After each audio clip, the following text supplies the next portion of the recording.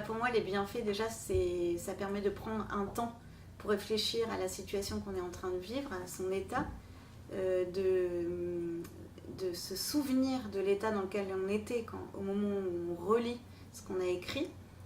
Et ça permet finalement de devenir presque un personnage de fiction. C'est-à-dire qu'on va prendre du recul sur ce qu'on est en train de vivre parce qu'on l'écrit. Et c'est nous qui choisissons les mots pour exprimer ce qu'on ressent, pour exprimer toutes les émotions, les événements.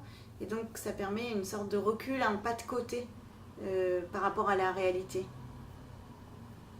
Moi, j'incite souvent les gens à écrire, surtout quand on traverse des moments qui ne sont pas forcément agréables, parce que ça fait... c'est cette idée de se détacher un peu de soi, même si on n'écrit que 5 minutes, 10 minutes, et après il y a différentes strates d'écriture, on peut écrire ce qu'on ressent, on peut écrire ce dont on a envie, ce qui nous fait du mal, ce qui nous fait du bien, et voilà, et d'écrire même 5 minutes par jour, voilà, ça fait un bien fou parce que on est présent, là, voilà, on réfléchit à ce qui se passe à ce moment-là dans notre vie. Et je pense qu'il faut en effet penser à... On peut écrire le passé, le présent, le futur. Et ça permet de mettre des mots sur des envies. Et au final, quand on l'écrit, il peut peut-être être bénéfique pour nous, mais ça reste quand même sans prétention de se dire on l'écrit pour rentrer dans une histoire.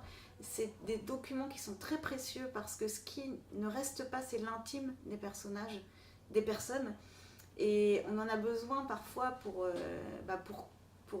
comprendre ce que les gens ressentaient. C'est impossible, sinon c'est comme l'actualité. Enfin, l'actualité ne retranscrit pas le quotidien des gens. Et donc ce sont des documents très précieux pour par exemple quelqu'un qui voudrait écrire un livre sur une certaine époque, avoir ces documents intimes, c'est une source incroyable. Et peut-être que ça a une certaine valeur aujourd'hui, mais dans 10 ans, dans 15 ans, ça en aura une autre. Donc c'est des documents qu'il faut en effet garder. Parce que c'est des vestiges de ce qu'on a été, de ce que notre société a été aussi.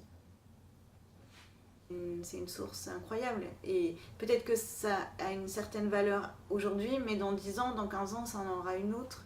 Donc c'est des documents qu'il faut en effet garder. Parce que c'est des vestiges de ce qu'on a été, de ce que notre société a été aussi.